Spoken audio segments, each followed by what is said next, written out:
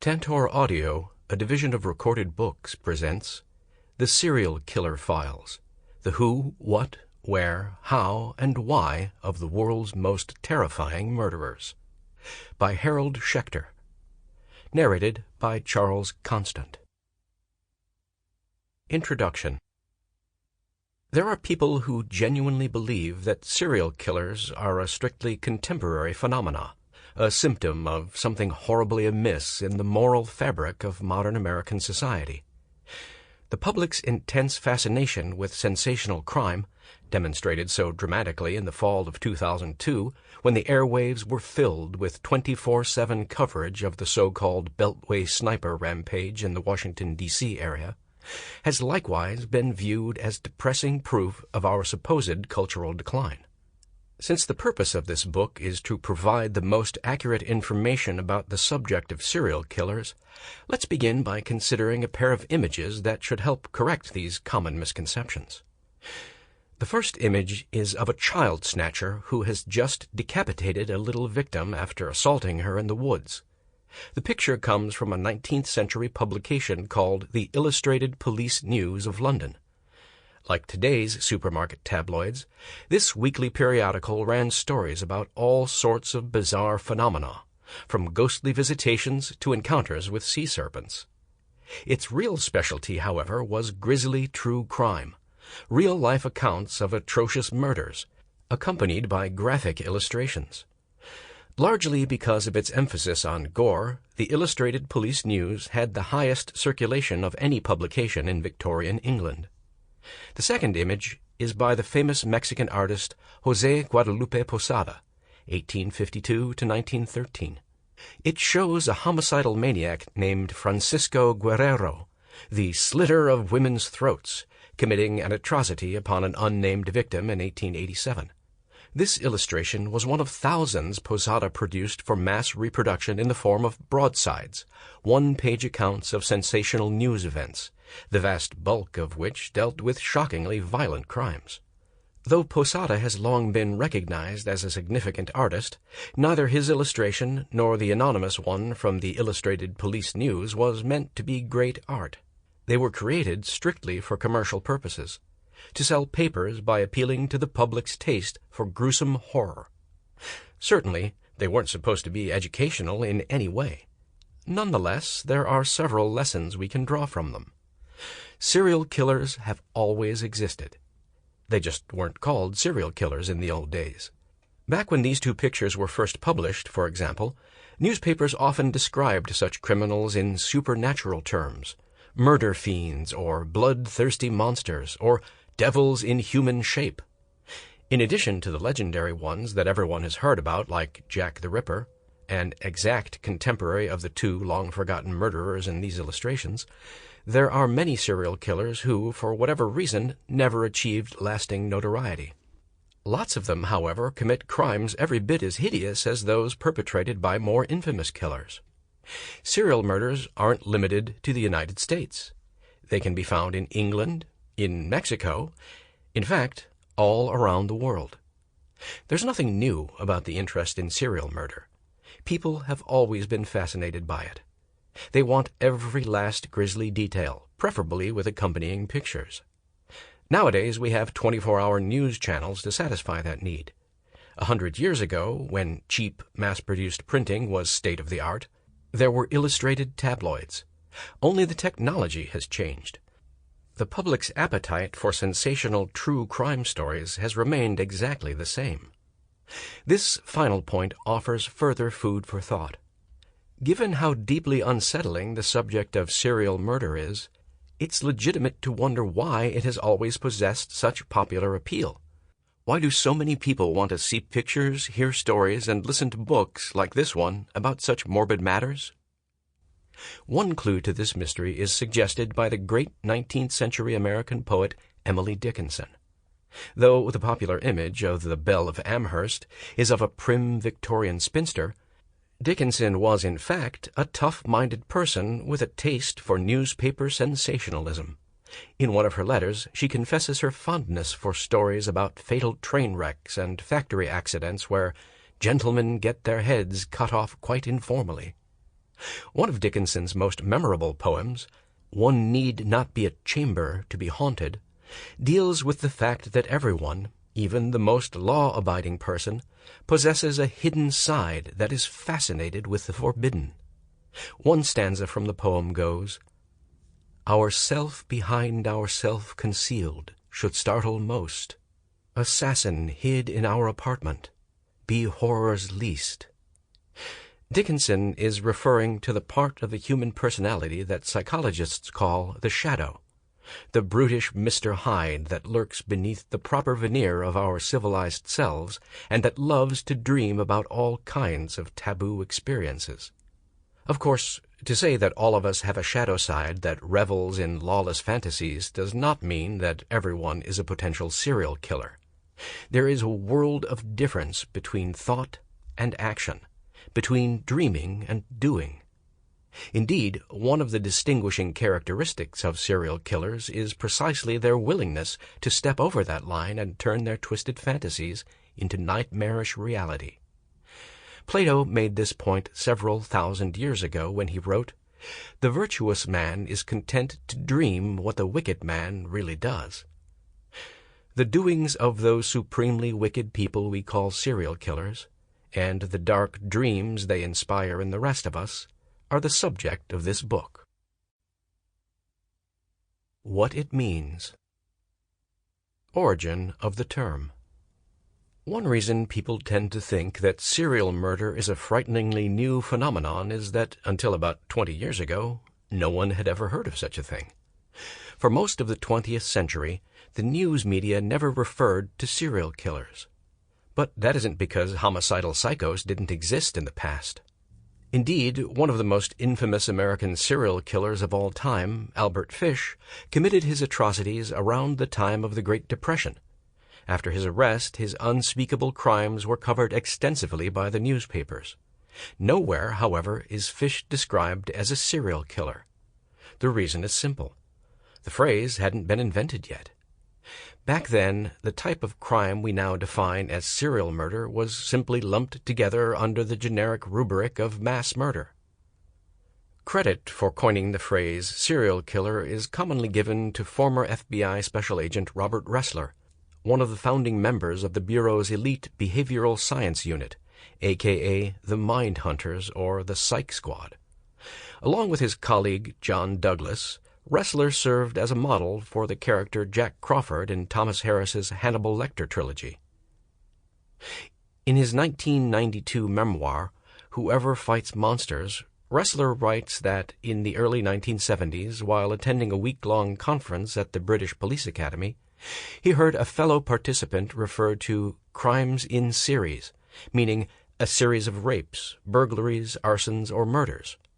Ressler was so impressed by the phrase that, upon returning to Quantico, he began to use the term serial killer in his own lectures to describe the killing of those who do one murder, then another, and another in a fairly repetitive way. In thinking up the term, Ressler also says he had in mind the movie matinee adventure serials of his boyhood, Spy Smasher, Flash Gordon, The Masked Marvel, etc. Like a child looking forward to the latest installment of his favorite cliffhanger, the serial killer can't wait to commit his next atrocity. That is Ressler's version of how he came to invent the phrase that has now become such a vital part of our language. There's just one problem with the story. There is documented proof that the expression serial murderer existed at least a dozen years before Ressler supposedly invented it. According to Jesse Scheidlauer, editor of the major new revision of the Oxford English Dictionary, the term can be traced as far back as 1961, where it appears in a citation from Merriam-Webster's Third New International Dictionary. The quote, which is attributed to the German critic Siegfried Kracauer, is, "He denies that he is the pursued serial murderer."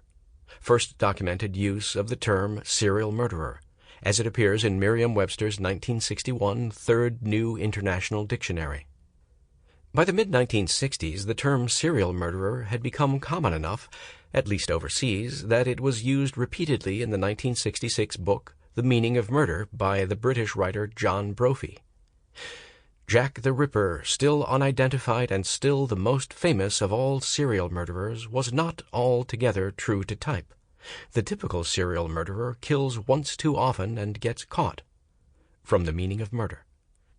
It's possible that during his visit to England, where Brophy's book was originally published, Ressler picked up the term, perhaps subliminally. To give credit where it is due, it was evidently Ressler who altered the phrase from serial murderer to the slightly more punchy serial killer. In any event, if he can't really be credited with coining the expression, Ressler certainly helped introduce it into American culture. Surprisingly, it did not enter into common usage until quite recently. The earliest published example of the phrase serial killer that the editors of the Oxford English Dictionary have been able to come up with is only 20 years old. It comes from the article Leading the Hunt in Atlanta's Murders by M.A. Farber, published in the May 3, 1981 issue of the New York Times Magazine. Here, reprinted for the first time, is the passage containing the first known published use of the term serial killer. Someone raising a question that trails Brown from forum to forum asks about race and the murders. Some Atlantans fear racial violence if a serial killer is discovered to be white. Definitions. Since the term serial killer was invented to describe a specific type of criminal, you'd think the definition would be clear-cut. However, confusion surrounds the term. Even the experts can't agree. Let's start with the official FBI definition. 3 or more separate events in 3 or more separate locations with an emotional cooling-off period between homicides. FBI Crime Classification Manual, 1992. This definition stresses 3 elements. 1. Quantity. There have to be at least 3 murders. 2. Place. The murders have to occur at different locations. 3. Time. There has to be a cooling-off period, an interval between the murders that can last anywhere from several hours to several years. The last 2 characteristics are meant to differentiate serial killing from mass murder, in which a suicidal, rage-filled individual slaughters a bunch of people at once. A disgruntled employee, for example, who shows up at his office with an automatic weapon and blows away a half-dozen co-workers before turning the gun on himself. There are several problems with the FBI definition. In one respect, it's much too broad, since it can be applied to homicidal types who aren't serial killers. Professional hitmen, for example, or Western outlaws like William Billy the Kid Bonney, who is said to have gunned down 21 men before he reached the age of 21. Mad bombers like Ted Kaczynski also meet the FBI's criteria, but none of these types match the common conception of a serial killer. In another respect, the FBI definition is overly narrow, since it specifies that a serial killer has to commit his crimes in 3 or more separate locations. To be sure, some serial killers range far and wide in their search for prey. Ted Bundy, for example, murdered women in several different states. Others, however, prefer to do their dirty work in one place. John Wayne Gacy, for example, turned the basement of his suburban split level into a private torture chamber and even disposed of his victims' remains at home, stashing them in the crawl space until he ran out of room. The main defect in the FBI definition, however, is what's missing from it, namely, any sense of the specific nature of the crimes. When Siegfried Kracauer first used the term serial murderer, he was discussing the character played by Peter Lorre in Fritz Lang's classic movie M, a repulsive, moon-faced pervert who preys on little girls. A few years later, John Brophy used it to describe killers like Jack the Ripper and Earl Leonard Nelson, the infamous guerrilla murderer of the 1920s who strangled and raped several dozen women across the United States and up into Canada. And when Robert Ressler and his colleagues in the Behavioral Science Unit adopted the term in the 1970s, they applied it to homicidal psychopaths like Ted Bundy, John Wayne Gacy, and Edmund Kemper. In all these cases, there was one common thread, a strong component of depraved sexuality. Recognizing this fact, some experts stress the sexual motivations behind serial murder, defining it as the act of ultra-violent deviants who get twisted pleasure from inflicting extreme harm on their victims and who will keep on committing their atrocities until they are stopped. Of course, there are criminals who match this profile but who can't be considered serial killers for one simple reason. They are caught after committing a single homicide. An example is James Lawson, described in the book The Evil That Men Do by Stephen Michaud and former FBI Special Agent Roy Hazelwood, another member of the FBI's original Mindhunter team. A convicted rapist, Lawson was sent to a California state mental institution where he struck up a friendship with a fellow inmate, James Odom.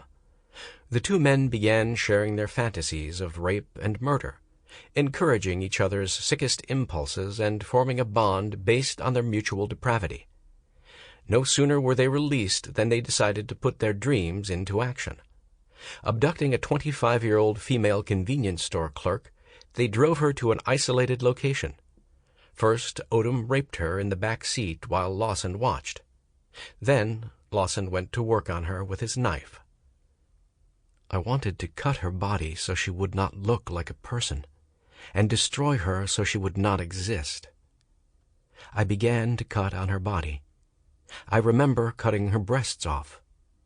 After this, all I remember is that I kept cutting on her body." James Lawson. Fortunately, the two men were traced and arrested in short order. However, Lawson's case raises an interesting question. There's no doubt that he had the mentality of a serial killer. His confession makes that brutally clear. How many women would he have had to butcher before qualifying for that label? 3 or more, according to the FBI definition. But that number seems arbitrary. Let's suppose that over the span of several weeks, the police in a small California town had found the remains of 2 female victims, killed and mutilated in the same way. Wouldn't they be justified in suspecting that a serial killer was on the loose? These flaws in the FBI definition are rectified in another, more flexible one formulated by the National Institutes of Justice, which many authorities regard as a more accurate description. A series of 2 or more murders committed as separate events, usually but not always by one offender acting alone. The crimes may occur over a period of time ranging from hours to years. Quite often the motive is psychological, and the offender's behavior and the physical evidence observed at the crime scenes will reflect sadistic sexual overtones. National Institutes of Justice. Categories of carnage: serial/mass/spree.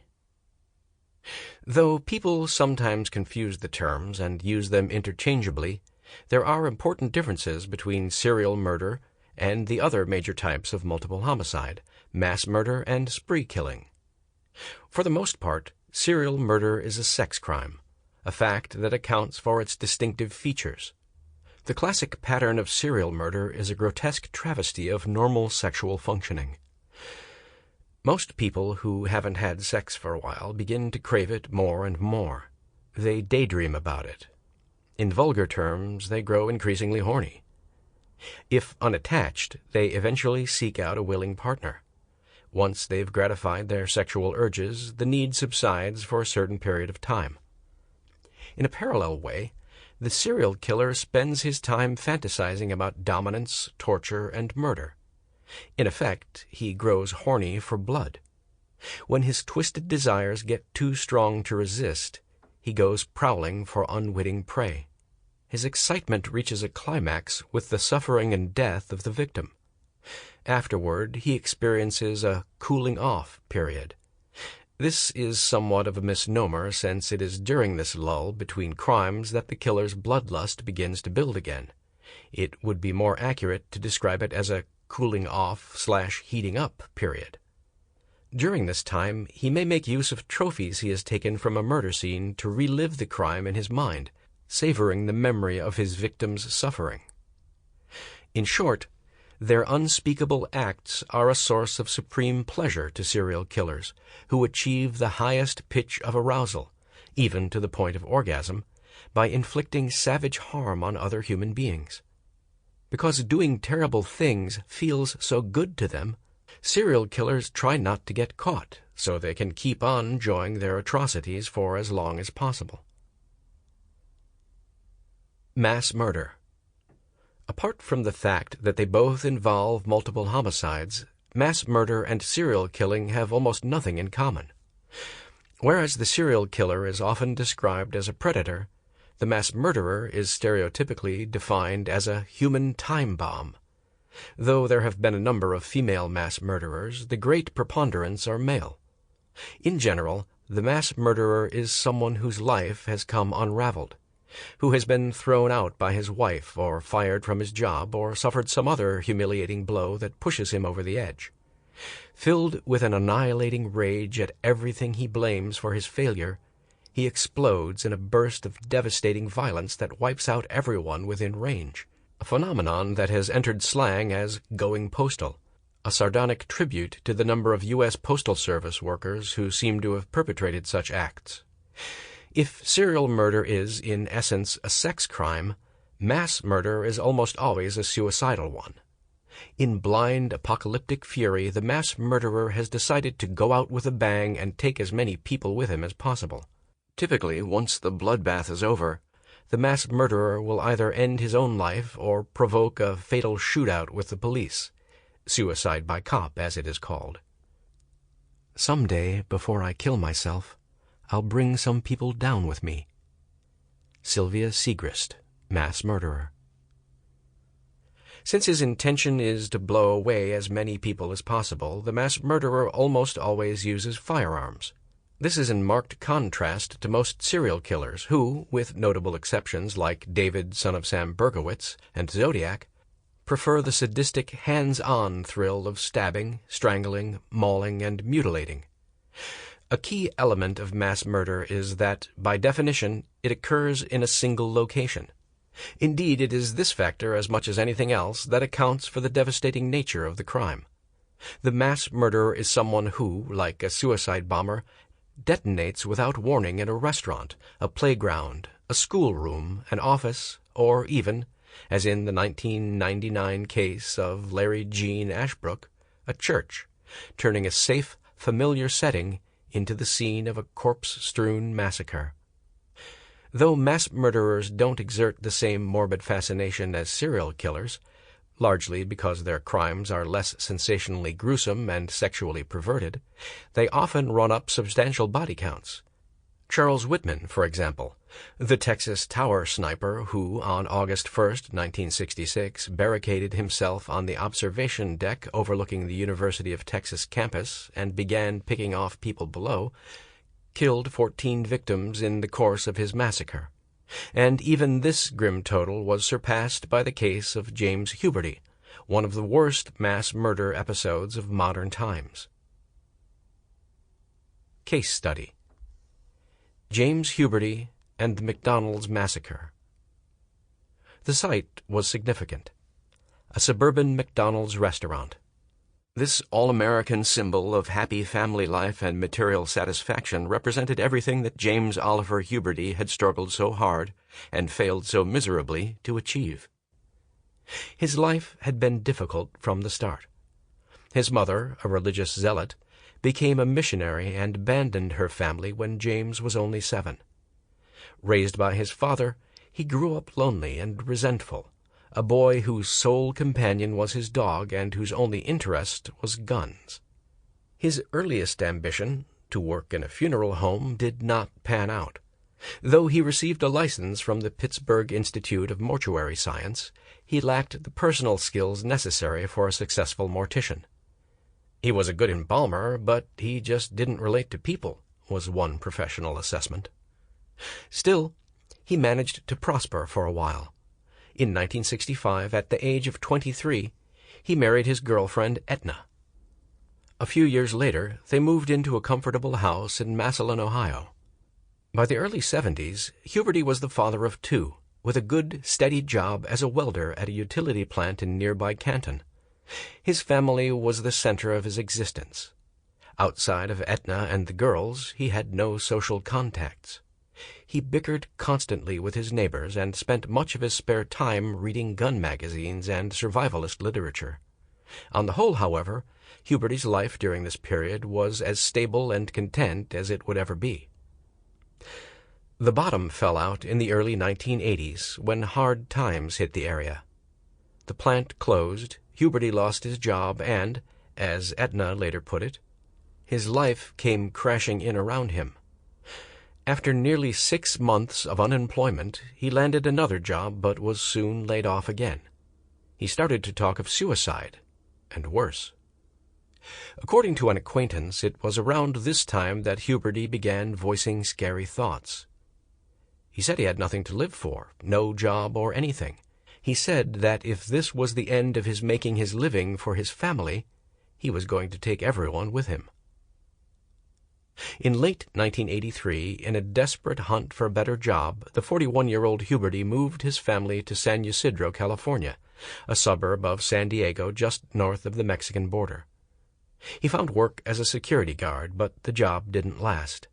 His family was forced to move again and again, each time to a slightly shabbier apartment.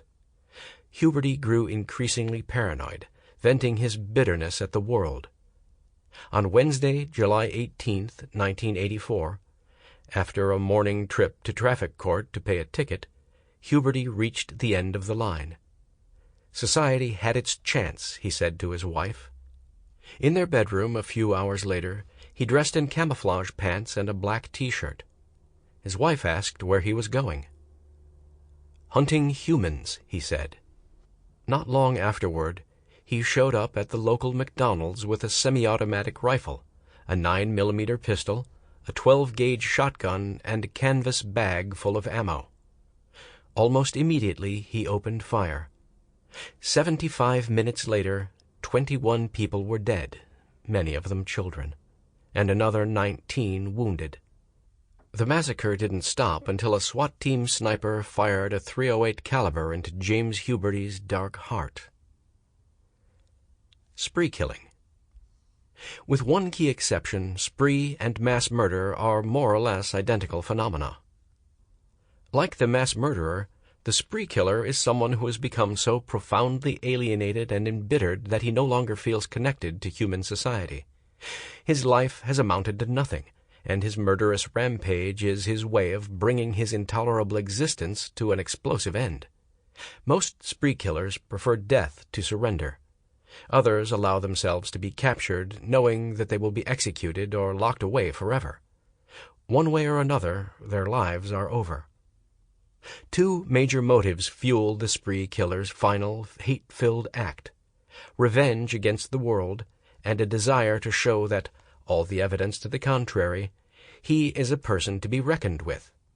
Tormented by his failure to achieve those things that seem to come so easily to others, satisfying work, loving relationships, he will prove that he is special in at least one regard, in his power to wreak havoc. Like the mass murderer, the spree killer sometimes targets specific victims: the boss who fired him, the professor who flunked him, the bully who made his high school years a living hell. But the randomness with which he mows down everyone unlucky enough to cross his path shows that his rage is really directed against society itself. The defining difference between the spree killer and the mass murderer has to do with motion. Whereas the mass murderer slaughters in one place, the spree killer moves from site to site, killing as he goes. In that sense, spree killing might best be described as mobile mass murder. In 1949, for example, a crazed ex-GI named Howard Unruth stunned the nation when he strode through his quiet New Jersey suburb and methodically gunned down everyone in his path. Case Study: Howard Unruh, the Retaliator. The first major spree killer of the post-World War II era, Howard Barton Unruh fit the classic profile of his kind. In the fall of 1949, he was a 28-year-old misfit, living alone with his mother in a shabby 3-room apartment in East Camden, New Jersey. His empty, aimless existence couldn't have been drearier. He had no job, no friends, no prospects for the future. A closeted gay in an intensely homophobic era, he led a sordid secret life, traveling to Philadelphia several times a week for loveless sex with anonymous pickups. Otherwise, he spent much of his time playing with his toy trains or practicing pistol. Sample complete. Ready to continue?